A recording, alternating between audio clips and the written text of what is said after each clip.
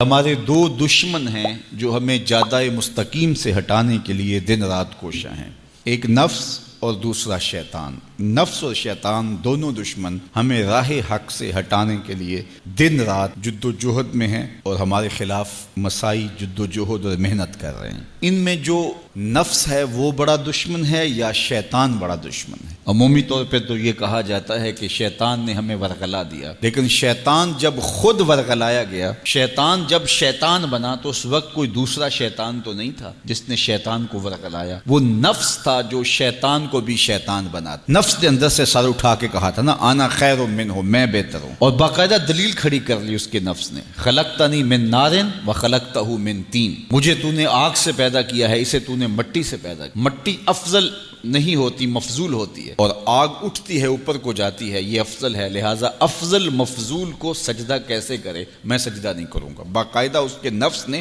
ایک دلیل تراشی۔ اللہ اگر چاہتا اس کی دلیل کے بخی اور دھیڑ کے رکھ دیتا، لیکن اللہ تعالیٰ نے اس کی دلیل کا جواب دینے کی بجائے کہا جا میرے دربار سے نکل جا۔ اس نے کہا مالک مجھے مہلت دے دے، کہا جا قیامت تک تجھے مہلت۔ اللہ اکبر۔ تو اب شیطان کو شیطان بنانے والا نفس ہے جس نے اندر سے کھڑے ہو کے کہا انا خیر منہ، میں بہتر ہوں۔ اس میں نے شیطان کا بیڑا غرق کر، انانیت اسے کہتے ہیں، انا خیر منہ، اس سے انانیت ہے، میں بہتر ہوں۔ ایک بزرگ تھے، انہوں نے ساری زندگی اپنی زبان پہ لفظ میں نہیں آنے دیا۔ وہ فرماتے تھے یہ وہ لفظ ہے جس نے شیطان کا بیڑا غرق۔ تو وہ اس مفہوم کو ادا بھی کرنا چاہتے تو بالفاظ دیگر کر۔ کسی نے سنا کہ فلاں شخص ہے، اس کی زبان پہ کبھی میں کا لفظ نہیں آیا، تو اس نے کہا لو اس کی زبان پہ یہ لفظ کیوں نہیں آیا؟ میں جاتا ہوں اور ان کی زبان پہ یہ لفظ آئے ہی آئے۔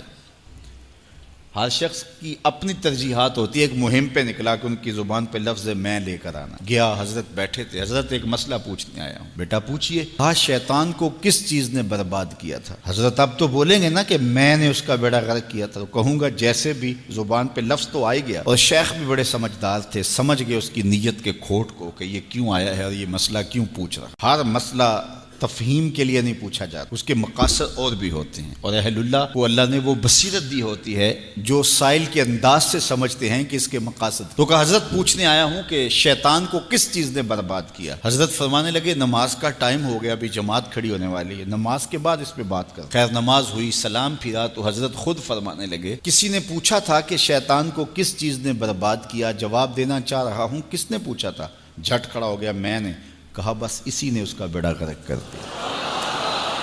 تو انانیت میں جو ہے یہ شیطان کو شیطان بنانے والی، نفس جس نے اندر سے سر اٹھایا اور کہا انا خیر منہ، میں بہتر ہوں، تو یہ شیطان کو شیطان بنانے والا نفس ہے۔ تو نفس شیطان سے بھی بڑا دشمن۔ اب ہمارے ساتھ دو بڑے دشمن لگے ہوئے، ایک شیطان اور دوسرا نفس، اور دونوں ہمارے باطن کو اجاڑنے کے لیے، ہمارے من کو بے چراغ کرنے کے لیے، ہمارے اندر کی روشنیاں بجھانے کے لیے دن رات کوشاں۔ ایک تنہا ناتواں اکیلی جاں، دو دشمنوں کے نرغے میں، اور دونوں دشمن بڑے تگڑے اور بہت طاقتور، اور ہر وقت ہمارے اوپر حملہ آور۔ الشیطان جاسم علی قلب ابن آدم فاذا ذکر اللہ خنس واذا غفل وسوس۔ حضرت نبی رحمت صلی اللہ علیہ وآلہ وسلم نے ارشاد فرمایا شیطان اولاد آدم کے دل پہ قبضہ جماتا ہے، اور جب بندہ غافل ہوتا ہے تو یہ وسوسے ڈالتا ہے، اور جب بندہ اللہ کا ذکر کرتا ہے تو یہ بھاگ جاتا ہے۔ تو شیطان وسوسہ اندازی کرتا ہے، باطن کو اجاڑتا ہے، من کو لوٹتا ہے۔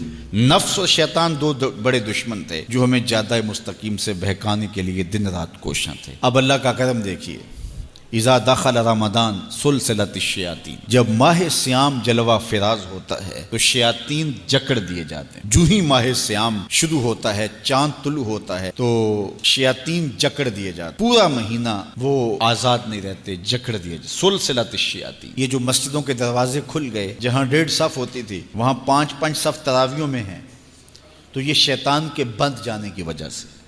لیکن مہنگائی کا طوفان ہے، بد نگاہی ہے، بد تہذیبی ہے، جھوٹ ہے، دیگر امور بد بھی جاری ہیں، یہ نفس کے موجود ہونے کی۔ نیکی کا ماحول پیدا ہوا یہ شیطان کے بند جانے کی وجہ، لیکن ہماری برائیاں بدستور موجود ہیں یہ نفس کے موجود ہونے کی وجہ سے۔ اب ہمارے لیے آسانی یہ ہو گئی کہ دو دشمن تھے جن کا ہمارے سے مقابلہ تھا، ایک نفس اور دوسرا شیطان۔ ہمارے لیے یہ سہولت ہو گئی کہ ہمارا ایک دشمن باندھ دیا گیا، اب دشمن ایک ہے جس سے ہم نے ماہ سیام میں اور وہ دشمن کون کون سا ہے؟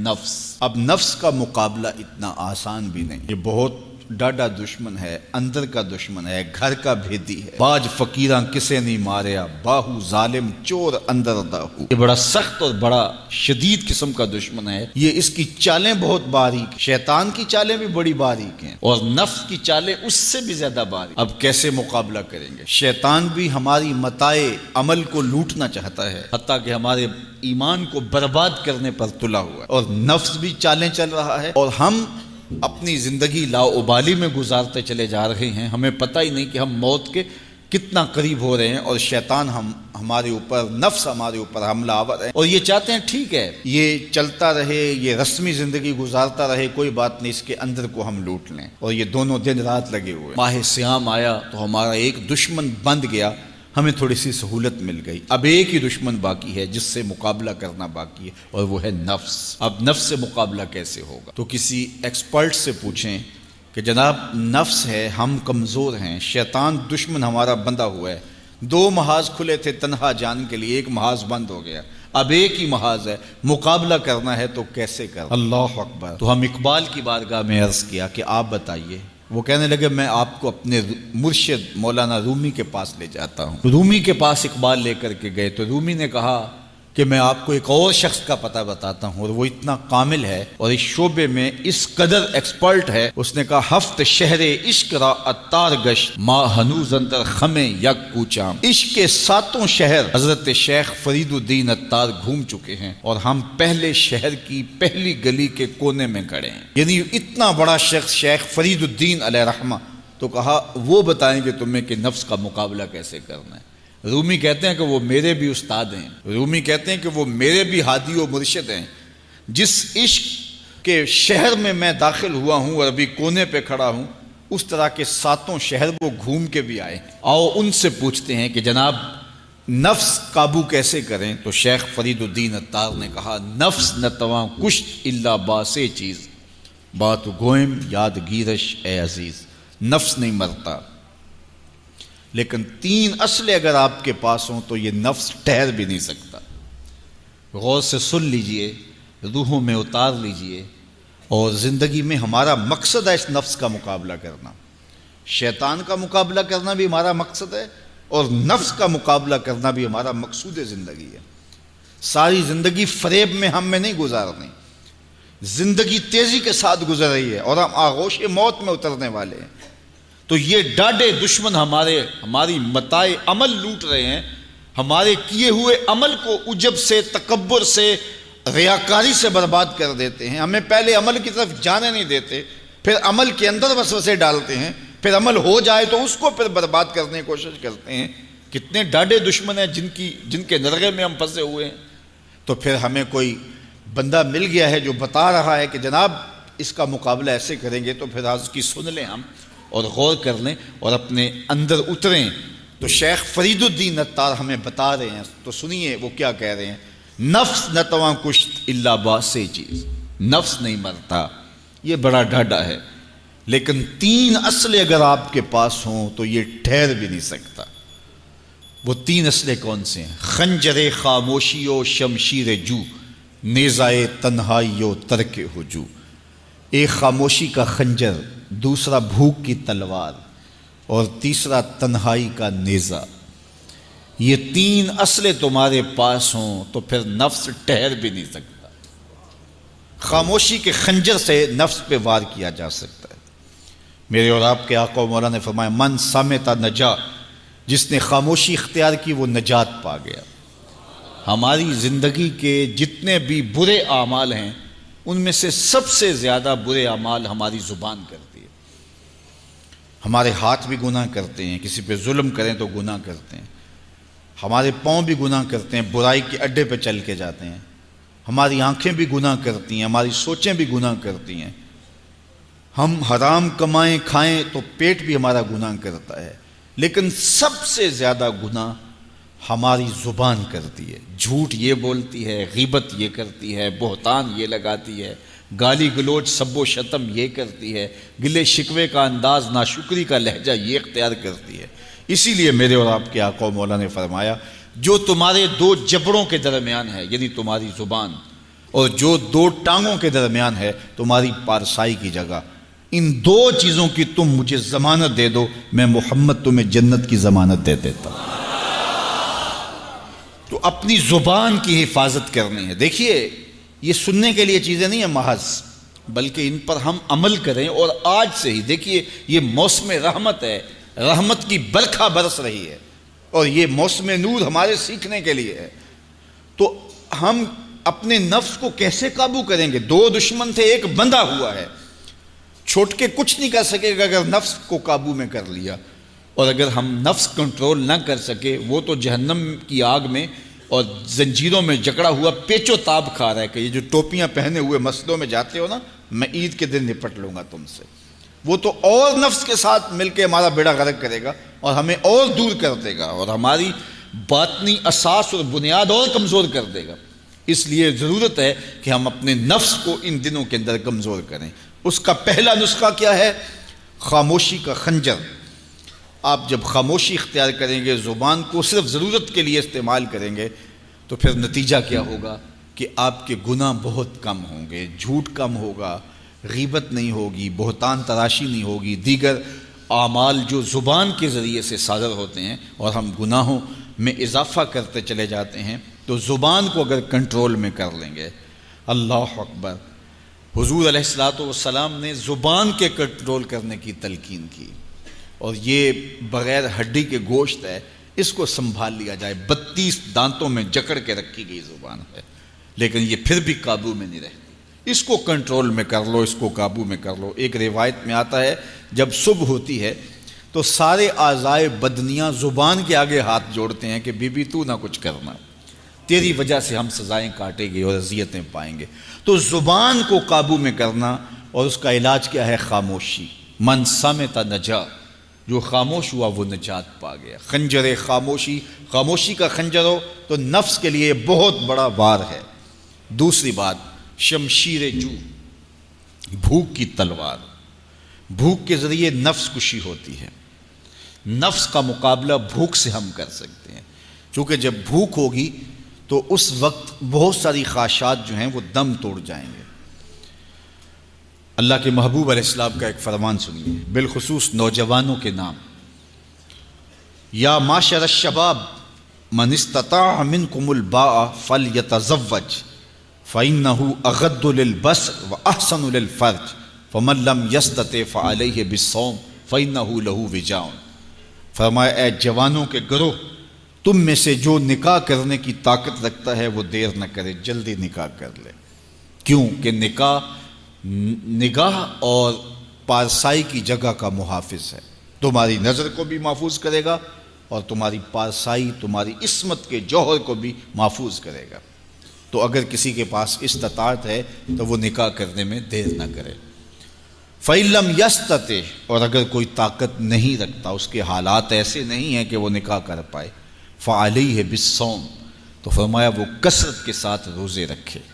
فَإِنَّهُ لَهُ وِجَاءٌ، روزے اس کے لیے قاطع شہوات ہیں اور اس کی مشکلیں آسان کرنے والے ہیں۔ تو نوجوانوں کو اگر استطاعت نصیب ہو جائے تو وہ شرم نہ کریں، وہ نکاح کی طرف بڑھیں تاکہ ان کی عصمت کے جوہر کی حفاظت ہو سکے۔ لیکن کسی وجہ سے نکاح میں تاخیر ہے تو پھر وہ کثرت کے ساتھ روزے رکھیں۔ روزوں کی کثرت گناہ سے، شہوات سے، برائی سے، گناہوں سے انسان کو بچاتی ہے۔ تو کثرت کے ساتھ روزے رکھے جائیں تو روزہ بھوک جو ہے وہ نفس کشی کا ایک مؤثر ترین علاج ہے، اور یہ میرے اور آپ کے آقا و مولا نے بیان فرمایا۔ تو بھوک کی تلوار جو ہے یہ نفس کشی کا ایک مؤثر ذریعہ ہے، اور نفس کا سر کاٹنے کے لیے بھوک کی تلوار ہمیں ہر وقت حمائل کیے رکھنی چاہیے اور ہر وقت اپنے ساتھ لٹکا کے رکھنا چاہیے۔ کثرت کے ساتھ ہمیں روزے رکھنے چاہیے۔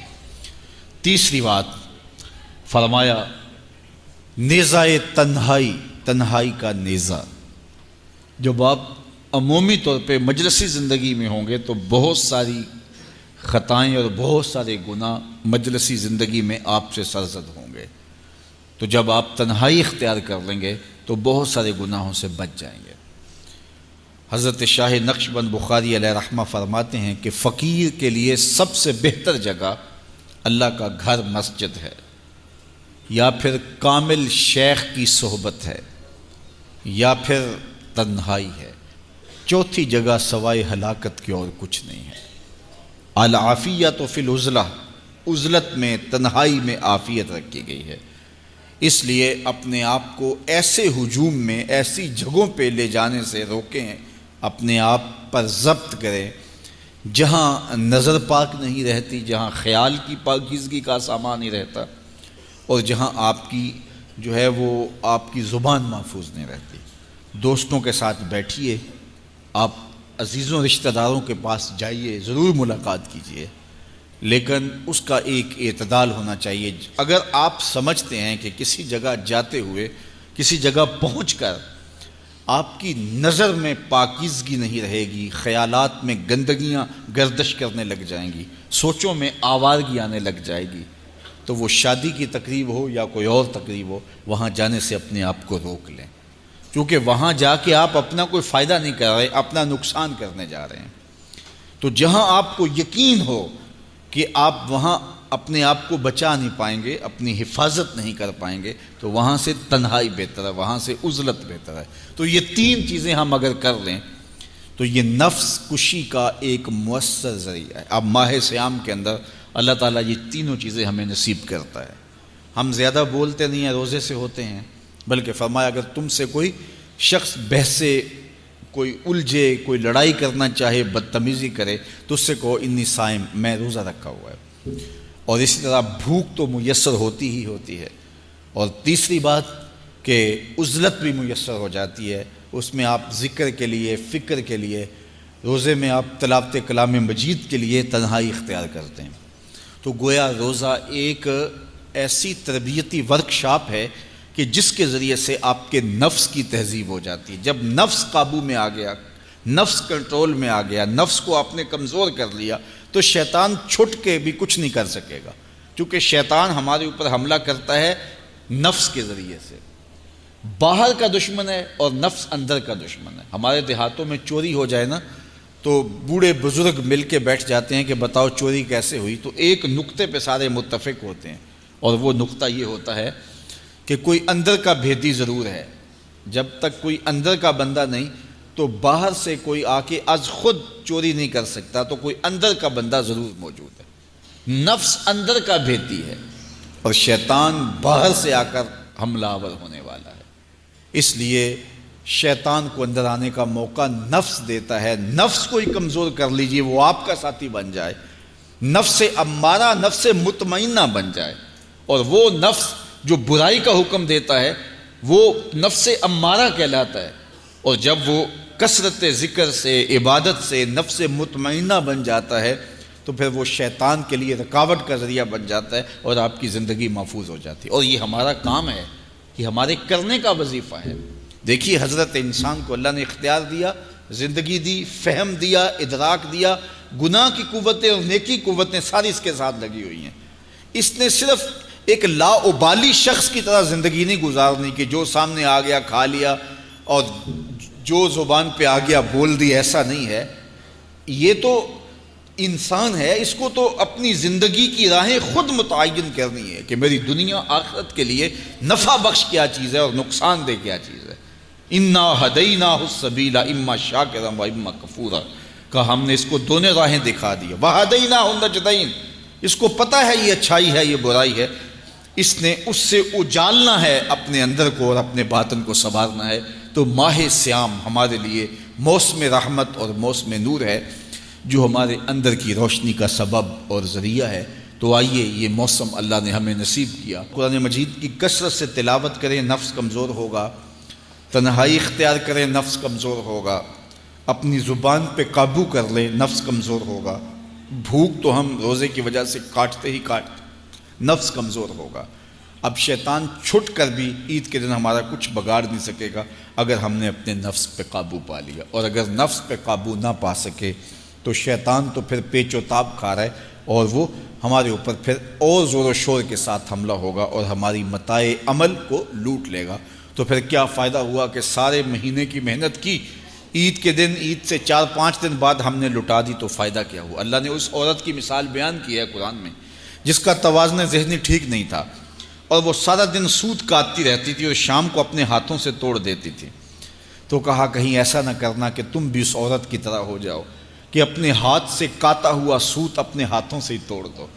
پورا مہینہ بھوک کاٹی، پیاس کاٹی، تکلیفیں گوارا کی، اور شام کو جو ہے وہ اپنے ہاتھ سے وہ سوت کاٹنے والی خاتون سوت توڑ دیتی ہے۔ تو کہیں ہم بھی ایسے نہ ہو جائیں کہ مہینے کی محنت ہر سال عید یا عید کے چند دن بعد برباد کر لیں، پھر اگلے سال مہینے کی محنت کریں، پھر عید کو برباد کر دیں، تو کیا فائدہ ہوا؟